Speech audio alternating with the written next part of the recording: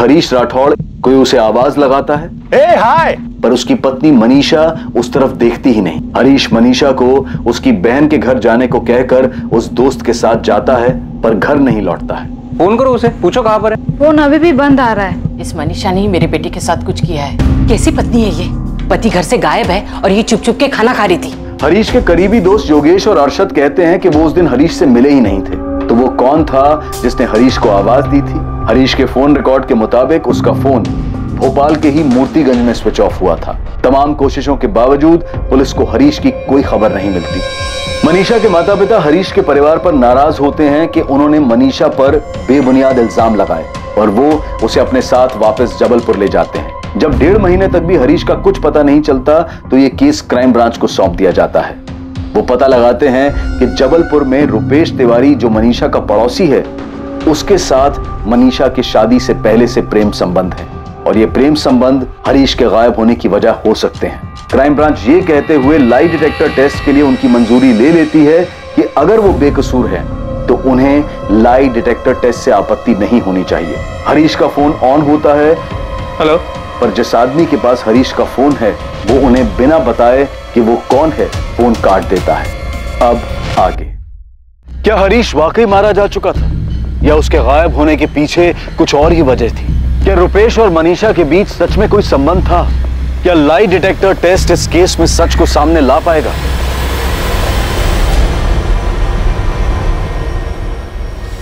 रवि, जितना जल्दी हो सकता है मुझे 444568 इस नंबर की डिटेल्स निकाल कर दो। जो भी बंदा हरीश का ये फोन यूज कर रहा है उसने फोन स्विच ऑफ कर रखा है। इस नंबर तक पहुंचना हमारे लिए बहुत जरूरी है। Inspector Sharma, lie detector test की रीडिंग मुझे मिल गई है। मुझे 2 दिन लगेगा सारे रीडिंग की टेस्ट करके एनालिसिस करने के लिए, तभी मैं कुछ कह पाऊंगा।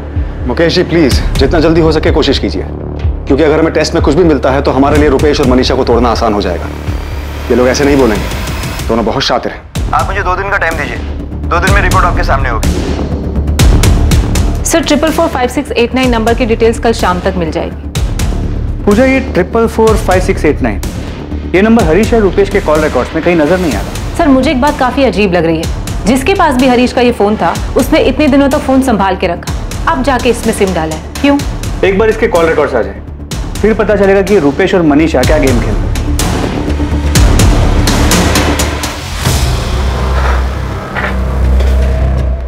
क्या हो रुपेश, लाई डिटेक्टर टेस्ट में पुलिस ने क्या पूछा? वही जो कस्टडी में पूछ रहे थे। इस बार नया ये था कि कुछ तार वार लगाए थे उन लोगों ने। तो उससे सच पता चल जाता है क्या? पता नहीं, कह तो रहे थे। यार मैं तो शुरू से सच बोलता आ रहा हूँ, जो वो लोग मानने को तैयार ही नहीं है। रीना, मनीषा कैसी है? कुछ टेंशन में, कुछ सोच में, ऐसा कुछ दिखा क्या? नहीं, शक्ल से तो ऐसा कुछ नहीं दिख रहा है। मैं उसे मंदिर ले गई थी, भगवान की कसम दिलवाकर मैंने उससे पूछा कि रुपेश और उसके बीच में कुछ है क्या, पर तब भी उसने यही कहा कि ऐसा कुछ नहीं है। कुछ समझ में नहीं आ रहा। मनीषा भी तो इतना सब कुछ होने के बाद भी एक बार भी कहीं से दुखी नहीं नजर आ रही। वही तो, कुछ समझ में नहीं आ रहा इनके बीच कब हुआ है, क्या हुआ है। और मनीषा कुछ बोल भी तो नहीं रही।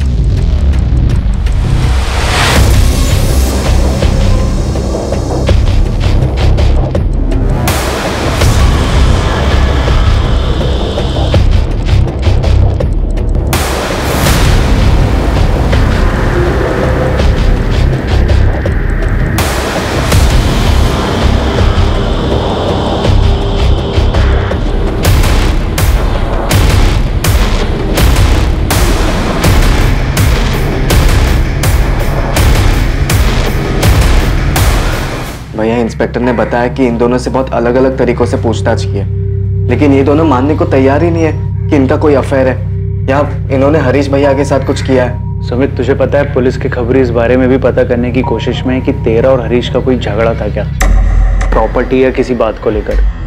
मैं ये नहीं कह रहा हूँ कि उन्हें कुछ मिलेगा, पर वो लोग ये एंगल भी देख रहे हैं। मनीषा को सजा होनी चाहिए क्योंकि वो झूठ बोल रही है, लेकिन मनीषा बताए तो सही कि उस दिन हरीश से कौन मिलने आया और कहाँ है वो, क्या हुआ उसके साथ। सुमित, कुछ भी हो जाए तू और अंकल इस केस में बिल्कुल ढील मत देना, वरना वो रुपेश और मनीषा दोनों साफ साफ बच निकलेंगे।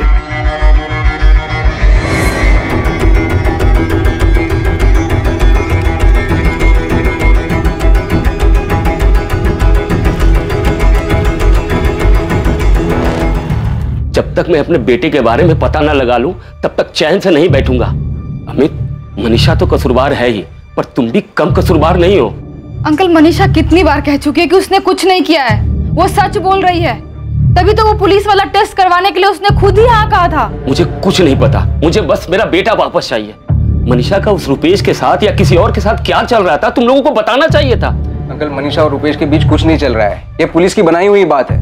वो हरीश को ढूंढ नहीं पा रही है और आप बार बार मनीषा पर उंगली उठा रहे हो, इसलिए वो उसका फायदा उठा रही है। अंकल, आप ही सोचिए ना, वो ऐसा क्यों करेगी? बस 23 साल की है और इतनी शातिर है कि उसने हरीश को गायब कर दिया और आज तक किसी को पता भी नहीं लगने दिया कि हरीश कहाँ पर है। अंकल देखिए, आप भी एक बार सोचिए, क्या हरीश के पास ऐसी कोई वजह थी ऐसे चले जाने की? आपने ऐसे ही मनीषा पे इल्जाम लगा दिया। हरीश के वो जो दोनों दोस्त हैं, योगेश और वो अरशद, आपने उन लोगों के बारे में पुलिस को बताया कि जाके वहां भी सच ढूंढे। देखिए अंकल, आपकी तरह हम भी सच जानना चाहते हैं। हम भी जानना चाहते हैं कि हरीश के साथ ऐसा क्या हुआ, कहाँ गया वो।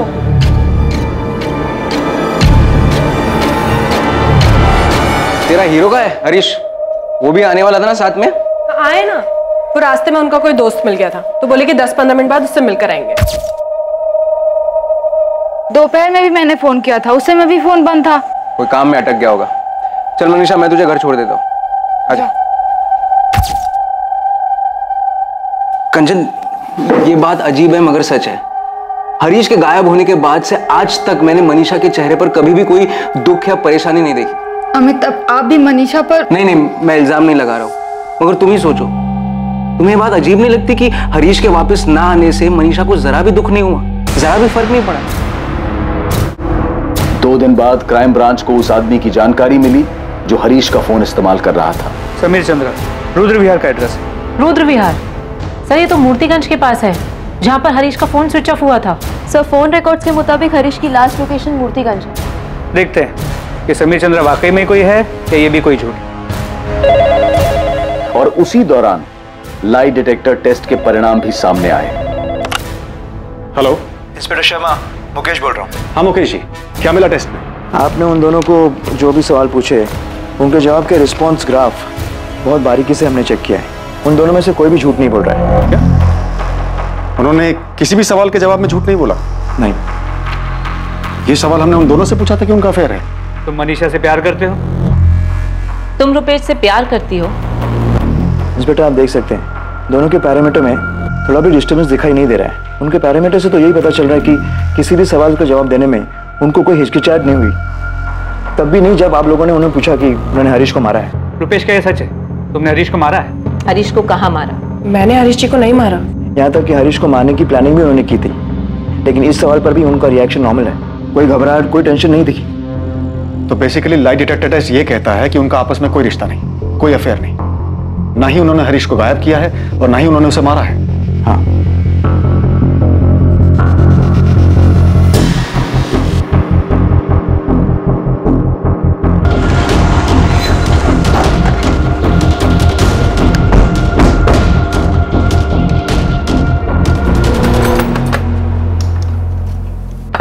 जी कहिए। समीर चंद्रा यहीं रहता है? आप लोग कौन? Crime branch. जी, मैं ही समीर चंद्रा हूँ, कहिए क्या काम है? तूने फोन क्यों काटा? हेलो, कौन बोल रहा है? आप बताओ, आप कौन बोल रहे हो? मैं क्राइम ब्रांच से बोल रहा हूँ। ये फोन जिससे तुम अभी बात कर रहे हो हरीश राठौर के नाम का है। सब मैं कुछ समझा नहीं। मैंने फोन किया था तुझे और जब पूछा कि हरीश का फोन तेरे पास कैसे आया, तूने फोन काट दिया। अब तू हरीश का फोन खुद से हमें देगा या हम हमारे तरीके से तेरे घर में ढूंढें?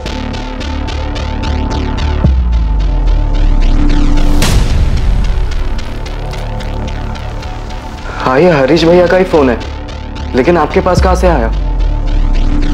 ये फोन हमें समीर चंद्र नाम के एक आदमी के पास से मिला है, किसी फैक्ट्री में ड्रिल ऑपरेटर है।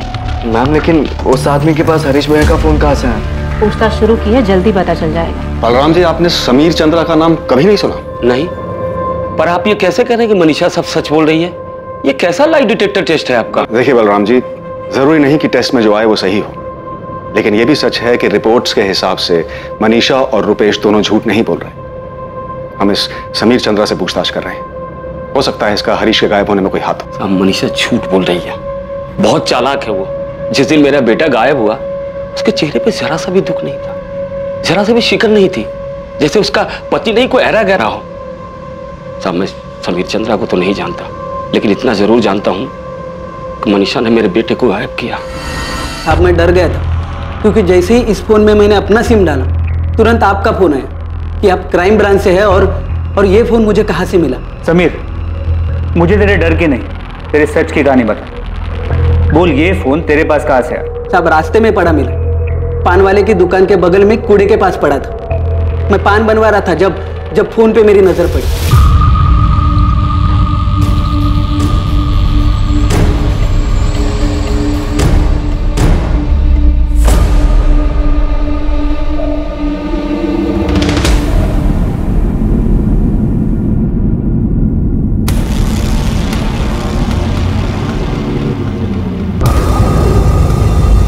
मैंने फोन उठाया और घर चला गया। तो बिना मार खाए नहीं बोलेगा ना? फोन रास्ते पे पड़ा हुआ मिला, तूने उठा लिया, बेवकूफ समझ रखा है। साहब मैं सच बोल रहा हूँ, मुझे रास्ते में पड़ा मिला था। सर तब से झूठी कहानी सुना रहे। देख, इससे पहले कि हम तुझसे अपने तरीके से सच बुलवाएं तो खुद ही बोल दे, तूने ही जबलपुर के रुपेश तिवारी के साथ मिलकर मारा ना हरीश राठौर को? मारा? मैंने किसको मारा साहब? और मैं जानता तक नहीं ये हरीश राठौर कौन है। अगर तू इतना ही मासूम है तो मेरा फोन क्यों कट किया और उसके बाद फोन स्विच ऑफ क्यों कर दिया? इतने दिनों बाद मोबाइल में सिम डाला और पहला ही फोन आपका आया तो मैं डर गया था साहब। साला ये क्या मामला है, कहीं मैं फंस ना जाऊं। तो चुका है, हरीश को गायब हुए 2.5 महीने बीत चुके हैं। इतने दिनों से तेरे पास फोन था, तूने अब जाके चालू किया? साहब मैं गरीब आदमी, एक फैक्ट्री में ड्रिलिंग का काम करता हूं, मैं क्या किसी को मारूंगा साहब? मैडम मेरे पति किसी को नहीं मार सकते, सच में उन्हें फोन पड़ा हुआ मिला था। अच्छा, रास्ते पे पड़ा मिला था। रास्ते में कोई चीज मिलेगी तो अपना समझ के रख लेगा, जिसका उसे देने की कोशिश नहीं करेगा वो। मैडम गलती हो गई, सीधे साधे लोग हैं हम, उन्होंने ऐसा कुछ नहीं किया। बल्कि आपका फोन आने के बाद वो इतना डर गए थे कि फोन फेंकने वाले थे। मैंने सोचा कभी आप लोग मुझे ढूंढते हुए आए तो मैं आपको सब सच बोल दूंगा, इसलिए फोन नहीं फेंका, अपने ही पास रखा। मैडम अगर उन्होंने मर्डर किया होता या कोई गलत काम किया होता तो हम लोग अब तक यहाँ रुकते, भाग गए होते। कपिल इसे छोड़ना मत, बिठा के रखो, पूरी हिस्ट्री निकालो इसकी, पैदा होने से लेकर अब तक की। 2.5 महीने फोन संभाल के रखा है इसने, पूरी पॉसिबिलिटी के हरीश के गायब होने में और उसके मर्डर में इसी का हाथ हो। हाँ मम्मी, अमित गए थे पुलिस स्टेशन, आकर बताया कि मनीषा और रुपेश सच बोल रहे थे। तो बेटा वो जो टेस्ट बोल रहे थे उसमें उनको ज्यादा कुछ नहीं बताया मम्मी, बस इतना बताया कि उस टेस्ट में मनीषा के खिलाफ कुछ नहीं मिला है। पर अभी भी ये नहीं पता चला है कि हरीश कहाँ गया, क्या हुआ उसके साथ। बस बता रहे थे कि क्राइम ब्रांच वाले ने किसी आदमी को पकड़ा है जिसके पास हरीश का फोन मिला है, उसी से पूछताछ कर रहे हैं सब।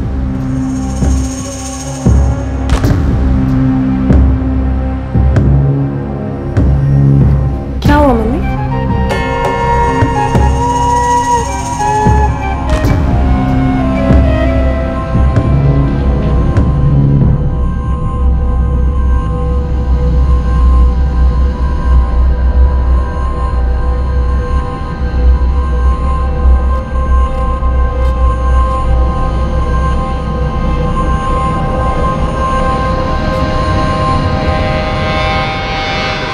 नहीं, कभी नहीं मिला इससे और न कभी देखा।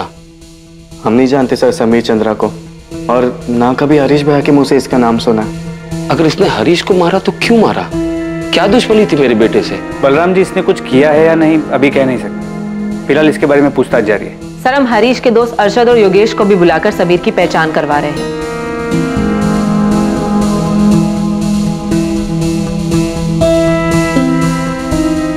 अरशद और योगेश भी ये नहीं जानते कि समीर कौन है?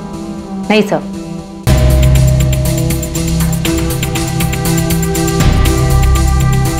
मजदूर आदमी है साहब, कोई क्रिमिनल हिस्ट्री भी नहीं है समीर की, दूर दूर तक कोई हिस्ट्री शीटर से जान पहचान भी नहीं है। मतलब ये पॉसिबल है कि उसे हरीश का फोन सड़क पे पड़ा हुआ मिला?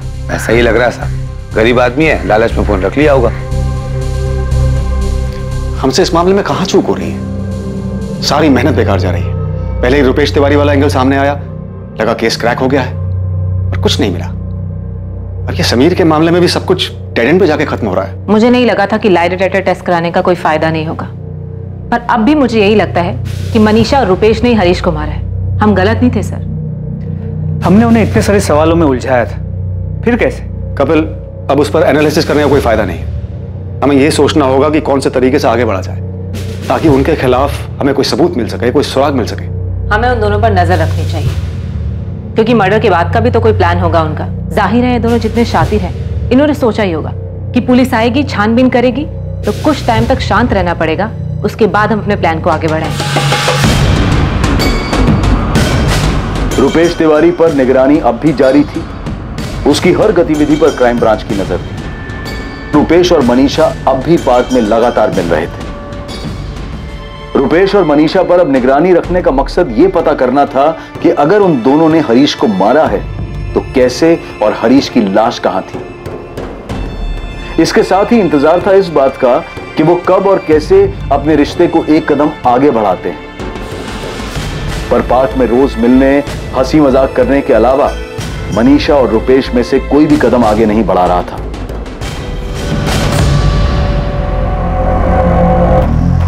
कितनी शांत और खुश लग रही है, जैसे कि कुछ हुआ ही नहीं। यस सर, इसे किसी चीज से कोई फर्क ही नहीं पड़ रहा है। आज तक के करियर में इतने शातिर क्रिमिनल्स को तोड़ा है, इसे क्यों नहीं तोड़ पा रहे हम? सर, ताज्जुब की बात तो यह है कि बिना किसी कांटेक्ट के, बिना किसी बातचीत के ये दोनों इतना बड़ा कांड कर कैसे पाए, वो भी इतनी सफाई से कि आज तक हमें हरीश का नामो निशान तक नहीं मिला।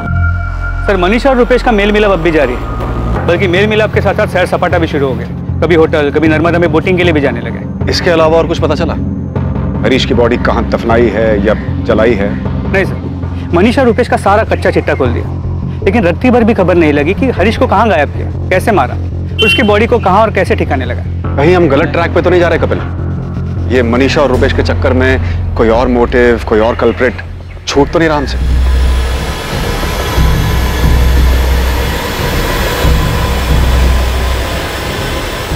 नहीं, हमें चाय पानी कुछ नहीं चाहिए। हम तो बस इतना जानना चाहते हैं, इतना पूछना चाहते हैं मनीषा से कि आखिर हरीश की क्या गलती थी। बलराम जी, आप हमारे समधी हैं, इसलिए प्यार से और तमीज से बात कर रहा हूँ। सच आपके सामने है कि? सच सामने नहीं है अंकल, हमारे सामने सिर्फ हरीश भैया की अनसुलझी गुमशुदगी और कुछ नहीं। जिस गुमशुदगी का सारा बोझ मनीषा पर डाल दिया, हमारी बेटी को सबके सामने मुजरिम बना दिया, रुपेश के साथ मनीषा का नाम जोड़ दिया। पुलिस हजारों सवाल पूछ चुकी है मनीषा से। इस टेस्ट के लिए उसने खुद मंजूरी दी थी, जो सामना करना था वो कर चुकी है। अब कोई अग्नि परीक्षा बाकी नहीं है। अब भी आप यही पूछ रहे हैं कि हरीश की गलती क्या थी, घुमा फिरा के एक ही सवाल कि मनीषा ने हरीश के साथ क्या किया। मैं जानता हूं मैं हरीश से नहीं मिल पाऊंगा, मैंने मान लिया कि हरीश मर चुका, लेकिन बेटा मैं इतना जानना चाहता हूं कि आखिर ऐसी क्या। जी, बहुत हो गया प्यार मोहब्बत की बातें, आप यहाँ से चले जाइए वरना। पापा एक मिनट। पापा जी, देवर जी, मेरे और हरीश जी के बीच कोई झगड़ा, कोई अनबन नहीं थी। इतना जान ही कहाँ पाए थे एक दूसरे को कि झगड़ा या अनबन होती। मैंने आपसे पहले भी कहा और फिर कह रही हूँ, मैंने नहीं देखा वो कौन दोस्त था जिसने हरीश जी को आवाज दी थी। बस यही मेरी सबसे बड़ी गलती हो गई, जैसे आप लोग साजिश मानते हैं। पापा जी, आपने उम्मीद छोड़ दी होगी, लेकिन मैंने नहीं छोड़ी। मैं तो आज भी चाहती हूँ पता चल जाए हरीश जी कहाँ हैं, उनके साथ क्या हुआ है। पापा जी, मुझे ज्यादा रोना नहीं आता, ज्यादा दुख दिखाना भी नहीं आता, पर इसका मतलब ये नहीं कि मुझे दुख नहीं होता। मैं नहीं जानती हरीश जी के साथ क्या हुआ है, वो किस दोस्त के साथ गए थे। मैंने हरीश जी के साथ कुछ नहीं किया।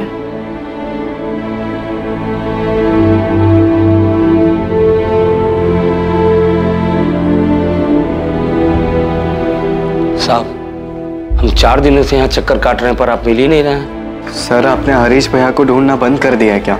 हाँ बलराम जी, सुमित, ये सच है कि अभी हम दूसरे केसेस देख रहे हैं, लेकिन अगर हमें हरीश के केस में छोटा सा भी सुराग मिला तो हम दोबारा पूरे जोर शोर से हरीश के केस पर वापस लग जाएंगे।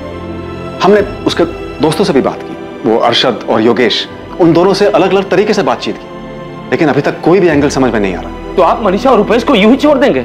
साहब, मैं जानता हूं कि उन्होंने ही मिलकर मेरे हरीश। क्या करें? शक के बिना पे गोली मार दें उनको?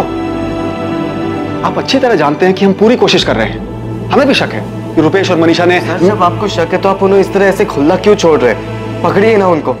हम गए थे भाभी के घर पे, हमने देखा जो कुछ भी बोल रही थी साफ साफ लग रहा था नाटक कर रही है। इतना सा भी दुख नहीं था उनके चेहरे पे। दुख पछतावा नहीं है, ये हमने भी देखा है, लेकिन ना तो ये कोई सबूत है, ना इसके बिना पर कोई केस बनता है।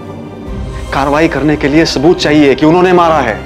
कहां दफनाया है, कहां जलाया है, क्या किया हरीश की बॉडी के साथ। तो आपका कहने का मतलब है हम ये मान ले कि हरीश का कभी कुछ पता नहीं चलेगा, बस इतना मान ले कि वो चला गया और कभी वापस नहीं आएगा।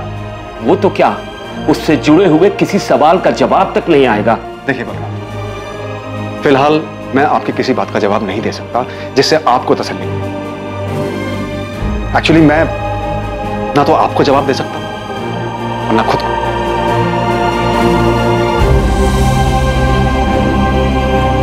हरीश मिसिंग केस में क्राइम ब्रांच भी कोई हल नहीं खोज पाई, कोई क्लोजर नहीं दे पाई।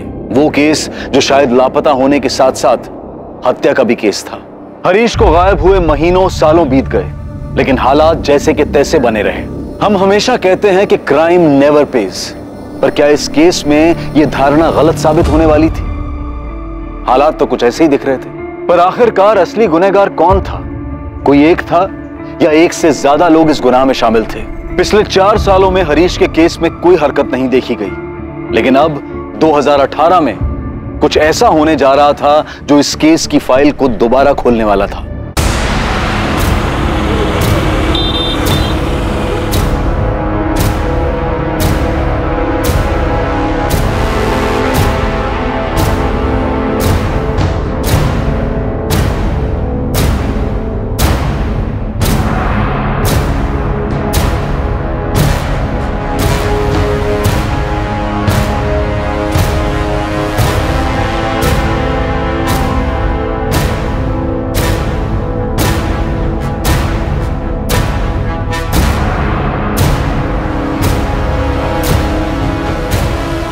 फिर जो मुझे सच बता दे, शूटआउट में तेरे साथ और कौन कौन था?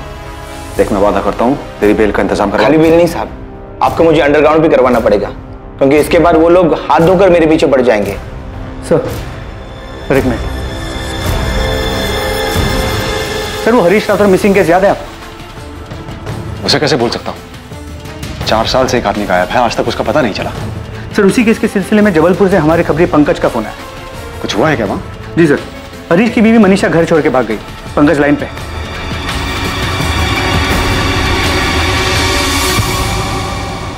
किसके साथ भागी है मनीषा? सोच के देखो साहब, कौन हो सकता है?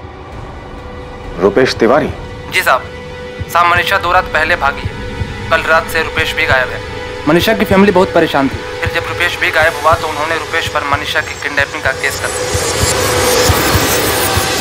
रुपेश का फोन नहीं लग रहा है, इसका मतलब ये थोड़ी है कि मनीषा को लेके भाग गया है। भागा नहीं है तो कहाँ गया है वो?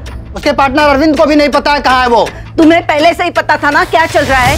2 रात पहले मनीषा बिना बताए निकल गई, कल रात रुपेश निकल गया। अरे तुम्हारी बेटी है, तुम्हें नहीं पता है कि वो कहाँ गई है? तो इसमें मेरी और मेरे बेटे की गलती है। मेरा बेटा अपने काम से गया होगा और मैं नहीं मानती कि वो मनीषा को लेके भागा है।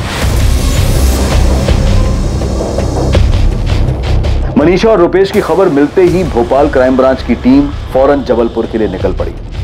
ऐसा लग रहा था मानो जो केस बिना हल हुए 4 सालों से फाइल में दबा हुआ था, वो आखिरकार फिर खुलने जा रहा था। कपिल, ये वो केस है जो इतने सालों तक मुझे परेशान करता रहा, जिसे मैं कभी भूल नहीं पाया। ये जानते हुए भी कि हरीश का मर्डर मनीषा और रुपेश ने किया है, हम इसे कभी सॉल्व नहीं कर पाए। पापा, मम्मी, क्राइम ब्रांच से खबर आई है, मनीषा और रुपेश तिवारी जबलपुर से भाग गए। और उसके माँ बाप अब भी यही बोलेंगे कि उन दोनों के बीच में कुछ था ही नहीं। क्राइम ब्रांच की एक टीम गई है जबलपुर में। वो कह रहे कि मनीषा भाभी के घर वालों ने केस किया है रुपेश के खिलाफ किडनैपिंग का। ठीक है पापा, मनीषा ने कंचन दीदी को भी फोन नहीं किया। मनीषा सचमुच हमें बेवकूफ तो नहीं बना रही है ना? उसने और रुपेश ने मिलके ही हरीश को मारा हो। रुपेश का फोन बंद है, हमने उसके फोन को सर्विलेंस पर डाल दिया। बाकी कल सुबह तक उसके फोन रिकॉर्ड और मोबाइल लोकेशन के बारे में पता चल जाएगा। मनीषा के पास तो फोन है नहीं। आपसे भी यही कहा होगा उसके माँ बाप? जी, मुझे लगता है कि मनीषा और रुपेश शायद इसी इंतजार में थे कि हरीश का केस ठंडा पड़ जाए, बंद हो जाए, ताकि ये लोग अपना अगला कदम उठा सकें। रुपेश, हमें किसी भी हाल में इन तक पहुंचना है। एक बार ये हमारे हाथ लग जाए तो इस बार इनसे सच बुलवाएंगे नहीं, बल्कि हलक में हाथ डालकर निकालेंगे। अब तो पुलिस क्या, मैं भी यही कहूंगी कि मनीषा ने कुछ गलत किया हरीश के साथ। हमें इतनी जल्दबाजी नहीं दिखानी चाहिए, पहले हमें मनीषा और रुपेश को ढूंढना चाहिए। मैं तो अब भी यकीन नहीं कर पा रहा हूँ कि मनीषा ऐसा कुछ कर सकती है। अगर उसे हरीश से शादी नहीं करनी थी तो उसे पहले ही बोलना चाहिए था, पहले ही रुपेश के बारे में बता देती। मुझे लगता है मामला कुछ और है। क्या मामला हो सकता है? आप ही बताइए, पहले मनीषा भाग जाती है, उसके अगले दिन रुपेश गायब हो जाता है। क्या मामला हो सकता है, बताइए। इस केस ने कई झटके दिए थे और अब जो झटका लगने वाला था वो किसी की भी सोच से परे था। मनीषा घर से भागी, फिर रुपेश भी गायब हो गया और उसका फोन भी बंद हो गया। सबने फौरन 2 और 2 4 का फॉर्मूला लगाया और मान लिया कि दोनों साथ में भागे हैं। लेकिन यहां 2 और 2 4 नहीं बल्कि 5 साबित होने वाले थे।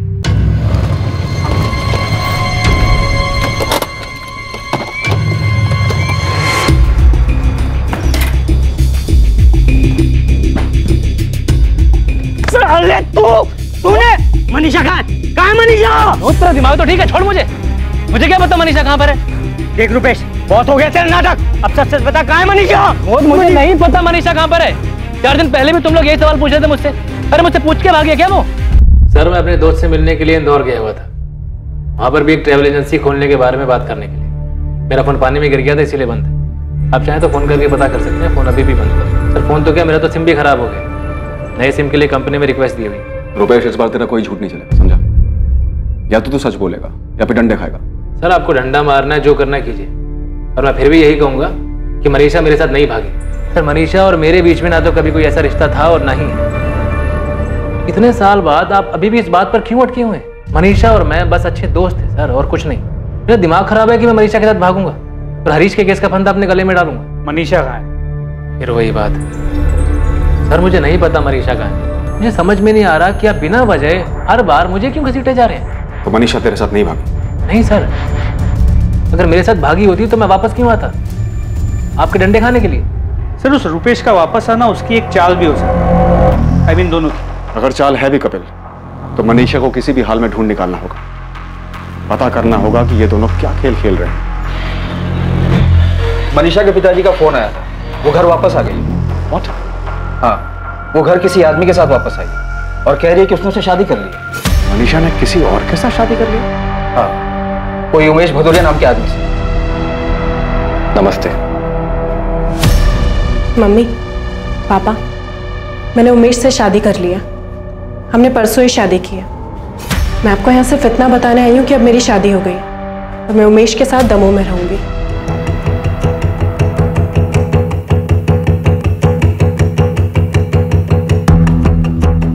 मैं 2 साल पहले उमेश से ही जबलपुर में मिली थी। हम दोनों के बीच बातचीत थी। मुझे उमेश अच्छे लगने लगे और फिर मैंने उनसे शादी करने का फैसला कर लिया। फैसला कर लिया? तू इतनी बड़ी हो गई कि फैसला करने लगी? हमें पूछने बताने की जरूरत नहीं समझी? मम्मी, मैं हरीश जी के गायब होने, उनके मरने का बोझ अपने सर पर उठाते उठाते थक गई हूँ। मेरी भी एक जिंदगी है, मैं भी जीना चाहती हूँ, पर इस बारे में तो किसी ने सोचा ही नहीं। और अगर मैं उमेश के बारे में बताती तो भी क्या होता? फिर से वही तमाशा शुरू होता। हरीश जी के घर वाले पुलिस के साथ यहाँ धरना देते और कहते, देखा इसलिए इसने हरीश को मारा था। और मैं कब तक ऐसे पति ऐसी शादी के सहारे जीती जो 4 साल पहले ही चला गया, और उसके गायब होने की वजह से मुझे न जाने क्या क्या सहना पड़ा। हजारों सवालों के जवाब देने पड़े।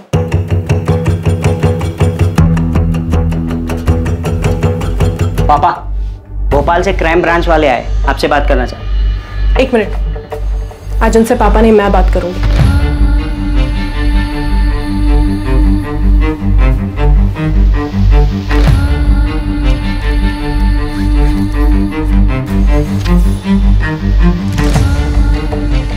ये मेरी और उमेश की शादी का सर्टिफिकेट। हमने परसों मंदिर में शादी की और दमोह में शादी को रजिस्टर करवाया। अब प्लीज इसे ध्यान से देख लीजिए, क्योंकि आज के बाद मैं आपको कोई सफाई नहीं देना चाहती। हो गई तसल्ली? अब आप प्लीज मेरी जिंदगी में दखल देना बंद कर दीजिए। अगर अभी भी आपको ये लगता है कि मैंने हरीश जी के साथ कुछ किया तो जाइए, पहले उन्हें ढूंढ कर लाइए, उसके बाद इल्जाम लगाइए। आप लोगों को मेरे और उमेश के पीछे जितने लोग लगाने लगाइए, जो पता करवाना है पता करवाइए, हमें उससे कोई दिक्कत नहीं है। तुम उमेश से कब और कहाँ मिली? तो जब आपके किसी भी सवाल का जवाब देने की कोई जरूरत नहीं है। मेरी जिंदगी का हर रिश्ता, हर फैसला, हर इंसान आपकी कार्रवाई के दायरे में नहीं आता। आपका काम हरीश जी का पता लगाना है, आप जाइए और उनका पता लगाइए। मैं उमेश के साथ दमोह जा रही हूँ। मैं अपनी फैमिली को यहाँ सिर्फ इतना बताने आई थी कि मैंने अपनी मर्जी से शादी की, ताकि उन्होंने पुलिस में जो भी कंप्लेन दी हो वो वापस ले ले, क्योंकि अब उसका कोई मतलब नहीं बनता। चले उमेश।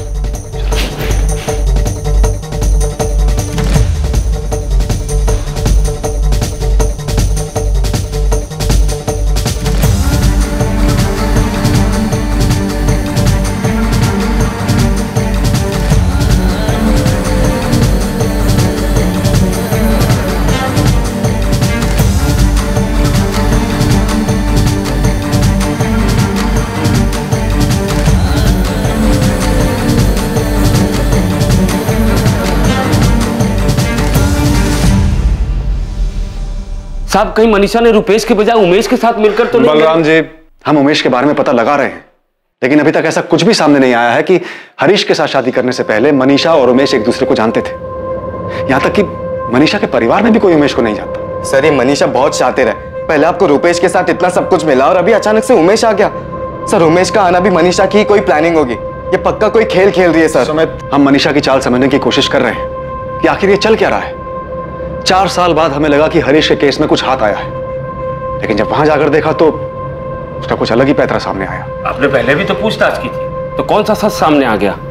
पता नहीं ऐसे ही लाई डिटेक्टर टेस्ट में भी झूठ बोला और किसी की नजर के सामने ना आया। बलराम जी, सर, कुछ ऐसा नहीं जिससे इनसे सच उगलवा लिया जाए कि इन्होंने हरीश भैया के साथ क्या किया है, क्यों किया है। सुमित, अभी मैं सिर्फ इतना कह सकता हूं कि हम पूरी कोशिश करेंगे।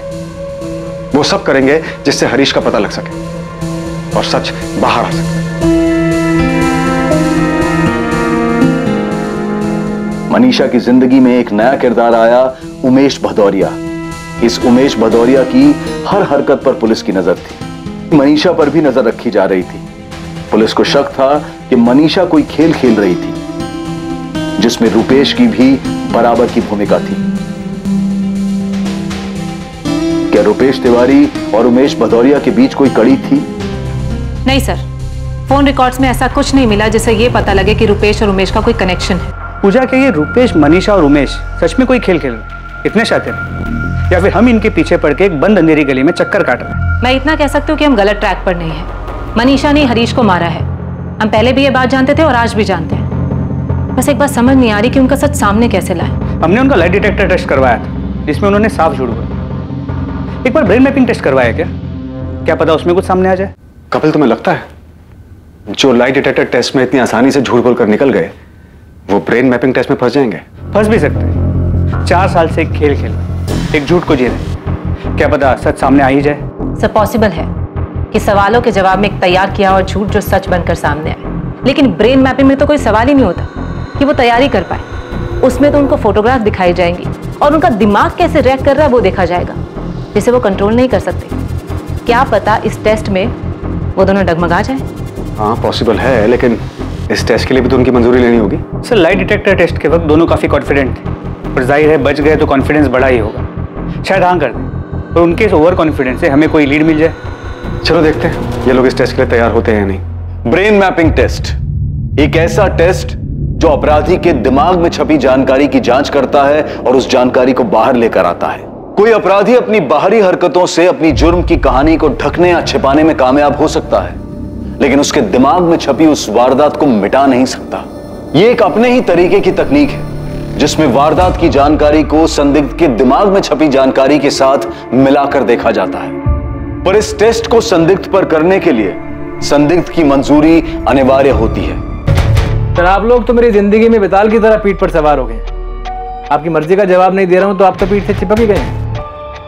इस बेताल से मुक्ति चाहते हो तो ये अच्छा मौका है तुम्हारे पास, क्योंकि इस टेस्ट के बाद ये केस बंद हो जाएगा और तुम पर और मनीषा पे से सारा इल्जाम हमेशा के लिए खत्म हो जाएगा। सर, आप ये बात मान क्यों नहीं लेते हैं कि मेरे और मनीषा के बीच में कुछ भी नहीं है? मैंने हरीश से शादी क्या की, मेरी तो जिंदगी बर्बाद हो गई। जिंदगी तुम्हारी नहीं, हरीश की बर्बाद हुई है मनीषा।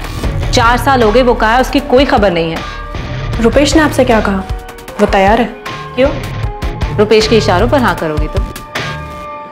करूँ भी तो क्या दिक्कत है? आप लोगों ने तो वैसे भी हम दोनों का रिश्ता बना के रखा है 4 साल से, वो भी मुजरम का, बिना किसी वजह। ठीक है सर, एक बार मनीषा से बात करता हूँ फिर बताता हूँ। कैसे बात करोगे? उमेश के फोन पे या मनीषा के फोन? सर, आप जो चाहो पैतरा लगा लो, और यही सच है कि मेरे और मनीषा के बीच में कुछ भी नहीं है, और हरीश को गायब करने या मारने में मेरा कोई हाथ नहीं। तो फिर तो तुम्हें ब्रेन मैपिंग टेस्ट करने के लिए हाँ कर देना चाहिए, क्योंकि इससे हमेशा के लिए साबित हो जाएगा कि तुम्हारा इसमें कोई रोल नहीं।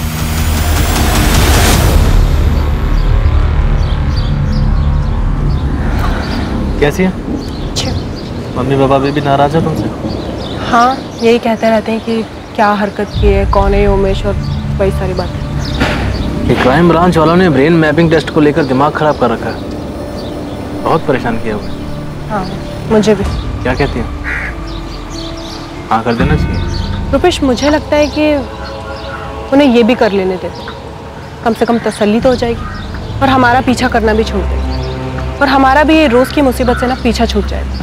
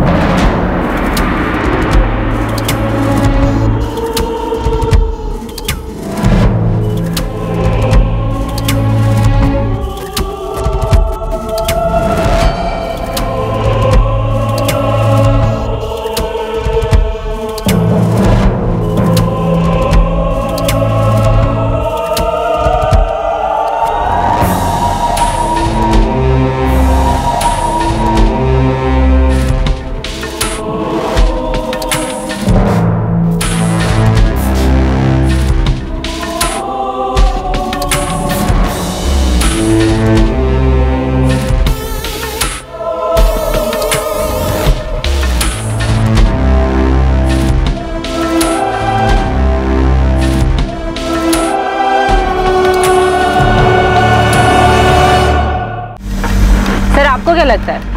यही के लाई डिटेक्टर टेस्ट के बाद वो जितने कॉन्फिडेंट है, इस बार उनका कॉन्फिडेंस फीका पड़ता नजर आया मुझे।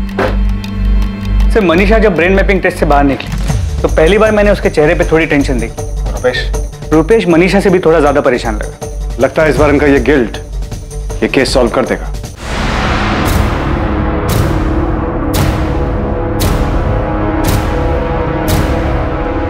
मनीषा, उन लोगों को कैसे पता चला? रुपेश, मुझे नहीं पता उन्हें कैसे पता चला। नहीं, उन लोगों को कुछ नहीं पता। उन लोगों को किसी भी हाल में कुछ पता चल ही नहीं सकता। कुछ पता नहीं चल सकता तो उन्होंने वो फोटो हमें क्यों दिखाया? जबकि ये तो मुझे भी नहीं पता था, तुमने मुझे बताया था। और ये बात मैंने तुम्हारे अलावा किसी को नहीं बताई थी। रुपेश, कहीं मंजीत तो उनके हाथ नहीं लग गया? कहीं मंजीत ने तो... मनीषा, वो लोग मंजीत तक कैसे पहुंचेंगे? हो ही नहीं सकता। रुपेश, मुझे लगता है इस बार उन्हें पक्का कुछ मिला है, कुछ पता चला है। रुपेश, कुछ भी हो, पर अब मैं वापस नहीं जाना चाहती। इतना सब होने के बाद अब फिर 4 साल बाद ये... मनीषा, ऐसे घबराने की जरूरत नहीं है। मुझे नहीं लगता कि उन्हें कुछ भी मिला है। अगर उन्हें कुछ नहीं मिला तो उन्होंने हमें वो खोदी भी जगह, वो गड्ढा, वो खोदा हुआ गड्ढा क्यों दिखाया? हो सकता है उन्होंने वो फोटो वैसे ही हमें दिखा दी हो। रुपेश, तुम अब भी इतना शांत कैसे रह सकते हो? तुम्हें टेंशन नहीं हो रही कि... मनीषा, टेंशन हो रही है, पर मुझे नहीं लगता कि... मुझे लगता है ये टेस्ट हम पर भारी पड़ने वाला है। ये वो लाई डिटेक्टर टेस्ट नहीं है। इस बार वो लोग हमें नहीं छोड़ेंगे। मनीषा, कुछ नहीं होगा। वो बस हमें फंसाने की कोशिश कर रहे हैं। अब तुम ऐसे घबराओगी तो उन्हें जरूर हम पर शक हो जाएगा। तुम शांत रहो बस, बाकी मैं संभाल लूंगा।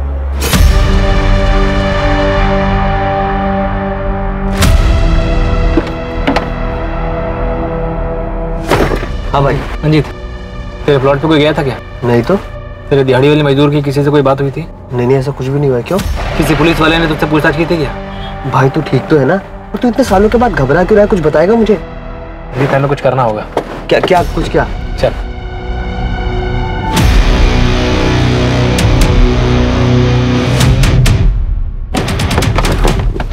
अरे रुपेश, करना क्या है बताएगा? मिसी, ऐसे यहाँ नहीं छोड़ सकते। यहाँ नहीं छोड़ सकते मतलब तेरा दिमाग तो ठीक है? हैं? करेगा क्या निकाल करके? निकाल कर डिस्ट्रॉय करना पड़ेगा ताकि उनके हाथ में कुछ भी ना लगे। अरे यार, पता नहीं तू क्या करना चाह रहा है। अरे यार, यहाँ कुछ नहीं आया, कोई खुदाई उदाई कुछ नहीं हुई है। जीत, फावड़ा उठा, खुदाई शुरू कर। जो भी बचा उसे निकाल के खत्म करना है। अरे कंकाल के अलावा कुछ नहीं बचा होगा। जो भी बचा है निकाल के खत्म करना है, उसे शुरू कर।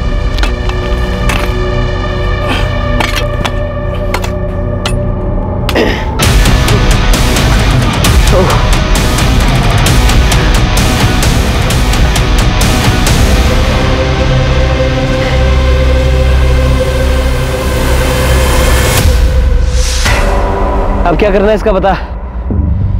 एक काम करते हैं, इसकी हड्डियों को चूरा करके ना कहीं दूर फेंक के आते हैं। गाड़ी में चादर रखी, मैं लेकर आता हूँ।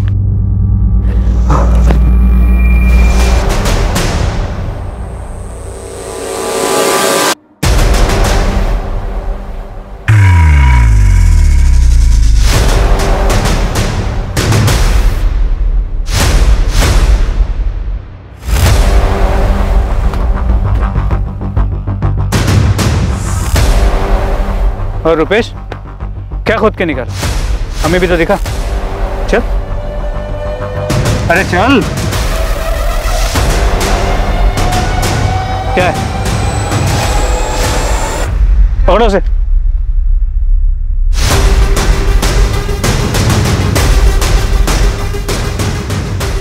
अप्रैल 2014 को हरीश और मनीषा ने कंचन के घर जाने के लिए रिक्शा लिया ही नहीं था।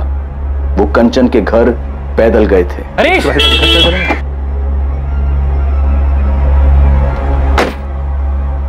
कैसे हो? मैं ठीक हूँ भाई। यहाँ कैसे? भोपाल में? भोपाल में किसी काम से आया था, वापस जा रहा था तो तुम दोनों पर नजर पड़ी, सोचा मिलते ही चलो।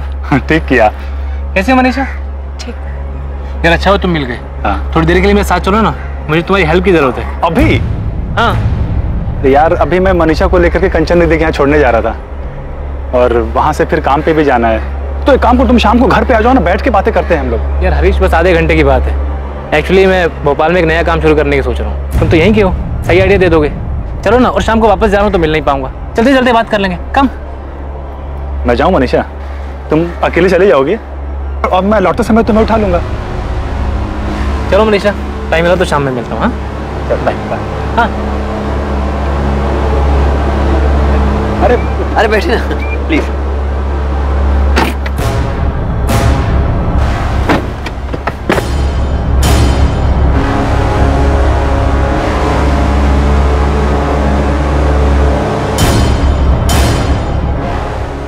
इधर प्लॉट खरीद के क्या करोगे? भोपाल शिफ्ट होने का प्लान है क्या?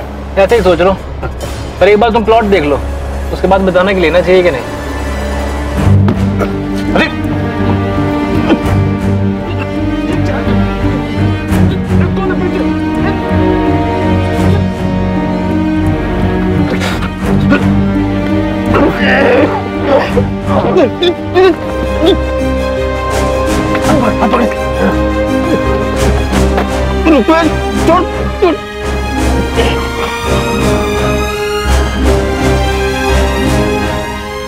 बलराम जी, हमें एक कंकाल मिला है, वो हरीश का ही है, ये कंफर्म करने के लिए हमें डीएनए टेस्ट करना पड़ा।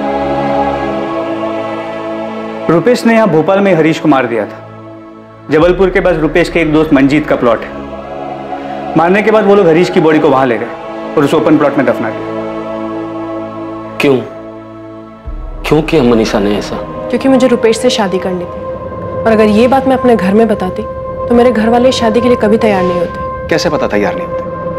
तुमने तो अपने अफेयर के बारे में उन्हें कभी बताया ही नहीं। मुझे लगा था वो मना कर देंगे। तुम्हें लगा?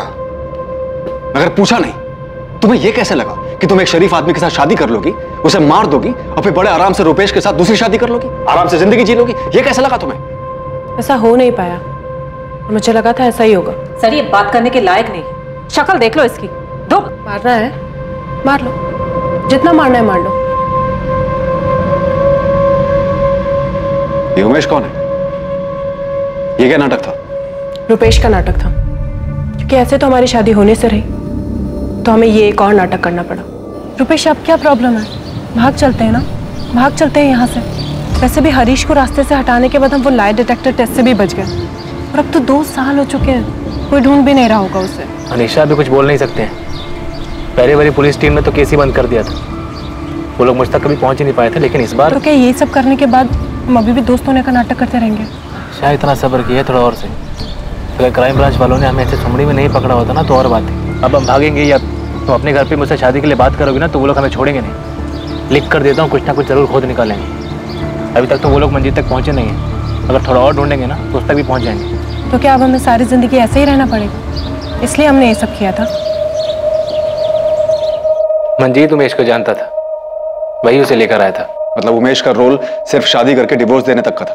जी, उमेश मनीषा को डाइवोर्स देता, मनीषा वापस अपने घर चली जाती, और कुछ टाइम बाद मैं मनीषा की फैमिली से हमारी शादी की बात करता। मतलब यही सब कुछ तुमने हरीश के केस में भी सोचा था? तुम हरीश को मार दोगे, मनीषा अपने घर चली जाएगी, सबको यही लगेगा कि हरीश मनीषा के साथ शादी करके खुश नहीं था, इसलिए सब कुछ छोड़ छाड़ के चला गया, और फिर तुम इसकी फैमिली से अपनी शादी की बात करोगे। यही प्लान था ना?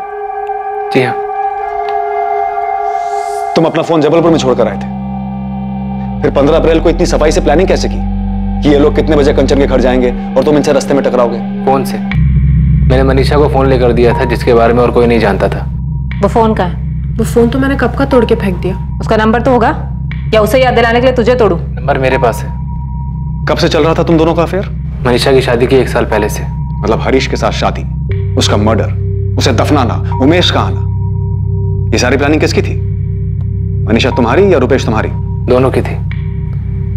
ये सब हमने मिलकर किया है।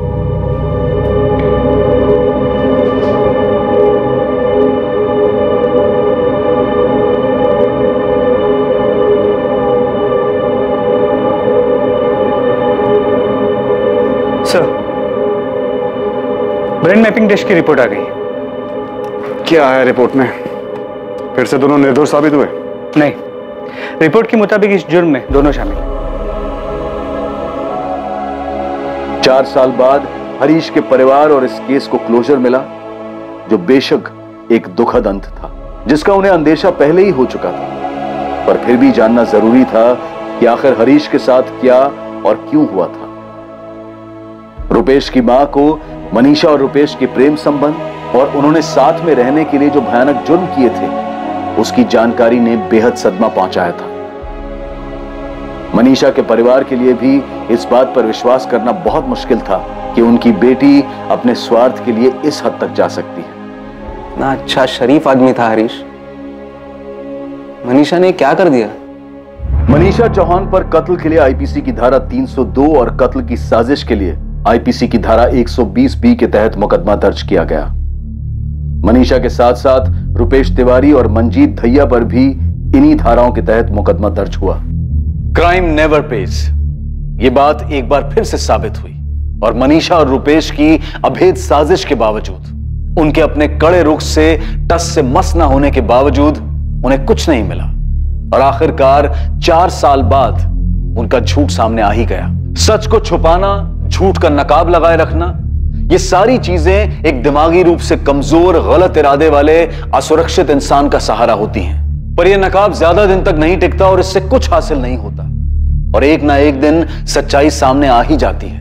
और सबसे महत्वपूर्ण बात, कैसे कोई इंसान अपनी प्रेम कहानी को पूरा करने के लिए अपना घर बसाने की उम्मीद रख सकता है, जबकि उसके इस प्यार, उसके इस घर की नींव किसी मासूम की लाश पर टिकी हुई हो। अब मैं अनूप सोनी आपसे विदा लेता हूं। देखते रहें क्राइम पेट्रोल सतर्क, सोमवार से शुक्रवार रात 10:30 बजे सिर्फ सोनी टीवी पर। और याद रखें, क्राइम और आपके बीच में सिर्फ इतना फर्क है कि आप कितने सतर्क हैं। सतर्क रहें, सुरक्षित रहें। जय हिंद।